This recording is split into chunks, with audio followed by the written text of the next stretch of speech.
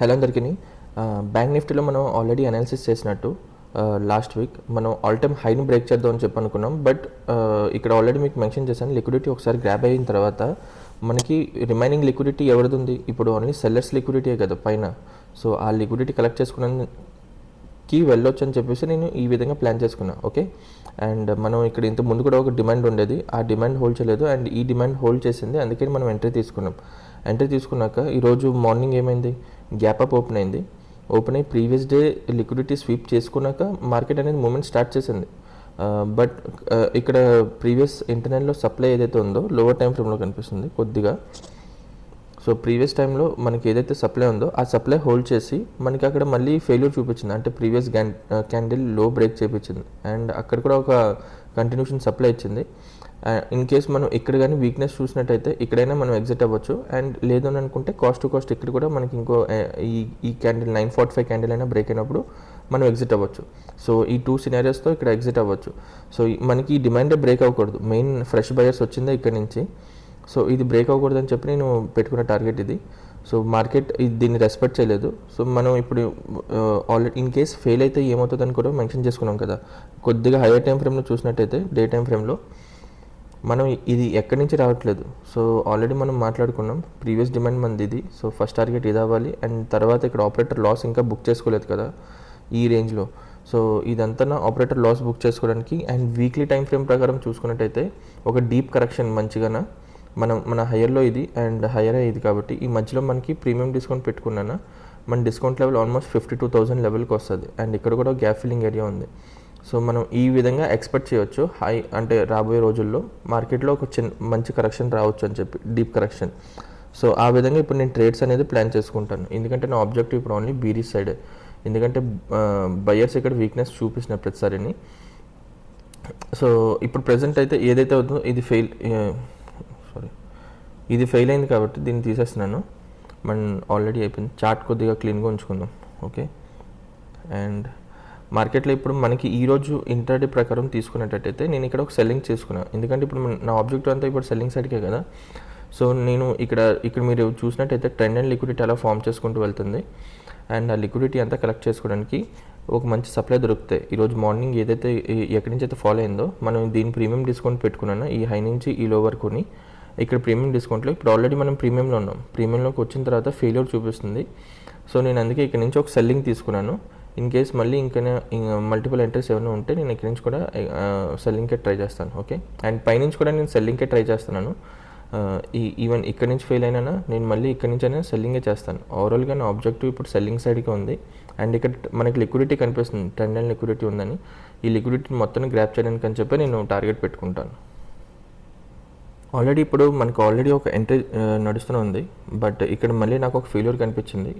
In case failure కాదు, failure in case ఈ green candle లో బ్రేక్ అయినట్టయితే 2-5 క్యాండిల్ ఏదైతే ఉందో అది కానీ బ్రేక్ అయినట్టయితే నాకు డైరెక్ట్ ఎంట్రీ నేను తీసుకుంటాను అండ్ స్టాప్ లాస్ ప్రీవియస్ నా కంప్లీట్ సప్లై ఏదైతే ఉందో దాన్ని పైన పెట్టుకుంటా. ఓకే, ఇది జస్ట్ ఒక ఇండ్యూస్మెంట్ సప్లై, బట్ ప్రీమియం ఉండడం వల్ల దీనికి ఇంపార్టెన్స్ ఇస్తున్నాను నేను.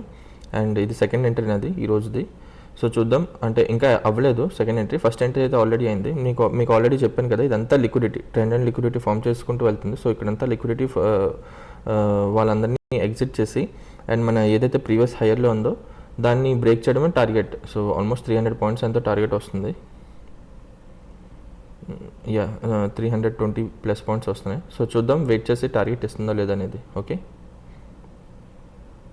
బట్ ఇక్కడ మార్కెట్లో మనం అంటే ఇప్పుడు సెల్లింగ్ సైడ్ నుంచి ఆలోచిస్తున్నాం కదా, బయింగ్ సైడ్ నుంచి కూడా ఆలోచించినా actually hire time frame demand ఇప్పటికి వచ్చి ఇంకా బ్రేక్ అవ్వలేదు. సో ఇది మేజర్ డిమాండ్ అనమాట. సో దీని టార్గెట్ ఏమవ్వాలి? పైన ఉన్న ఇండివిజువల్ సప్లైని బ్రేక్ చేయడానికి కూడా అవ్వాలి. అంటే ఇప్పుడు ఏదైతే మనం సప్లై కింద కన్సిడర్ చేస్తున్నాం దాన్ని బ్రేక్ చేసి లిక్విడిటీ ఇంకా ఎక్కువ, అంటే చూడండి ఇక్కడ ప్రతిసారి సెల్లింగ్ జరుగుతుంది.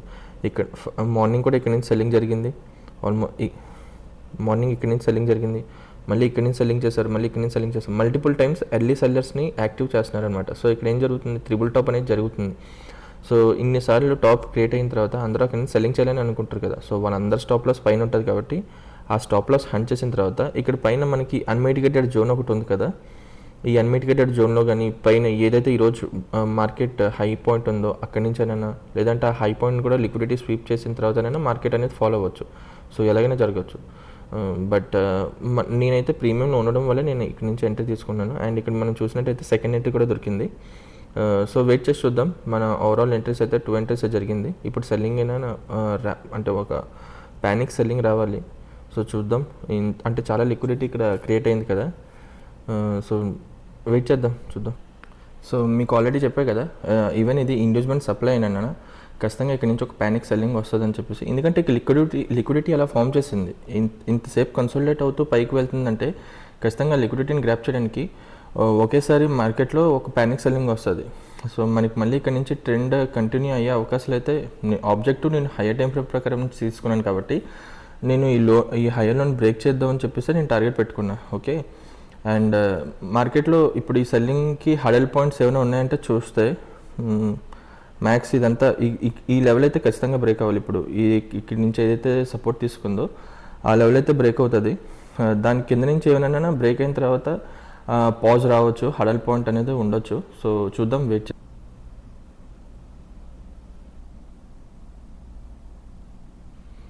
సో ఇక్కడ ఒక లోవర్ టైం ఫ్రేమ్లో నేను ఒక సప్లై హోల్డ్ చేస్తుందని చెప్పి నేను ఇక్కడ ఎంట్రీ తీసుకున్నా 1 మినిట్లో, అండ్ అది ఫెయిల్ అయింది.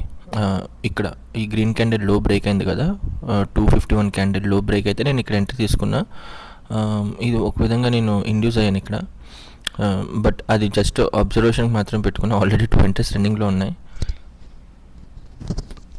మనం ఇప్పుడు వెయిట్ చేద్దాం. ఇన్ కేస్ ఈ పాయింట్ కానీ బ్రేక్ అయినట్టయితే, అంటే ఆల్మోస్ట్ ఈ క్యాండిల్ 252 క్యాండిల్ ఏదైతే ఉందో అది మనకి లో బ్రేక్ అయితే మనకి డబల్ కన్ఫర్మేషన్, మనం తీసుకునే ఎంట్రీ ఏదైతే ఉందో ప్రీవియస్గా 2 ట్రేడ్స్ ఏదైతే తీసుకున్నాం ఆ ట్రేడ్ కంటిన్యూ అవుతుందని చెప్పేసి, టార్గెట్ కంటిన్యూ అవుతుందని. ఆల్రెడీ మనకి ఒక మంచి మూమెంట్ అనేది వచ్చింది. ఇన్ కేస్ ఇంకొక పావుగంట ఉంది మార్కెట్ క్లోజ్ అవ్వడానికి. ఈ లోపల ఈ లెవెల్ కానీ బ్రేక్ అయ్యి క్లోజ్ అయితే మనం BTSTకి రేపు సెల్లింగ్ సైడ్ వెళ్ళొచ్చు. ఓకే, సో అనుకునేటట్టే మూమెంట్ అయితే వచ్చింది. బట్ ఓవరాల్గా ఇప్పుడు కూడా మనం అనుకునేటట్టు ఈ లెవెల్ కింద బ్రేక్ అవ్వలేదు అండ్ హోల్డ్ కూడా అవ్వలేదు. సో మార్కెట్లో ఇప్పటికీ సెల్లింగ్ ఉంది, బట్ డబుల్ కన్ఫర్మేషన్ కింద ఇది మనం పెట్టుకోవాల్సింది. ఈ లెవెల్ కానీ కింద క్లోజ్ అయ్యి ఉన్నా బాగుండు, మనం రేపటికి పీకి హోల్డ్ చేద్దాం. బట్ ఇప్పుడు మార్కెట్ ఇన్ కేస్ రేపు పాజిటివ్ ఓపెన్ అయినా ఇక్కడ ఉన్న లిక్విడిటీ ఏదైతే ఉందో దాన్ని గ్రాప్ చేసుకుని పైన మన ఎక్స్ట్రీమ్ సప్లై ఏదైతే ఉందో దాన్ని హోల్డ్ చేసి మళ్ళీ మార్కెట్ అంటే కంటిన్యూ చేయొచ్చు. లేదు in case gap down open అయిపోయింది అనుకోండి, గ్యాప్ డౌన్ ఓపెన్ అయిపోతే డైరెక్ట్గా టార్గెట్ ఇచ్చేస్తే మనం ఏదైతే గ్యాప్ ఫిల్లింగ్ ఏరియా ఉందో అక్కడ నుంచి మళ్ళీ సెల్లింగ్ చేసుకుంటూ ఇంకా ప్రో ట్రేడ్ ఏదైతే ఉందో కంటిన్యూ చేయడానికి ఆల్రెడీ మనం మాట్లాడుకున్నామో అది టార్గెట్ రీచ్ అవుతుంది. ఓకే, ఆ టార్గెట్ పెట్టుకుందాం. సో అంతే ఈ రోజుకి. Thank you.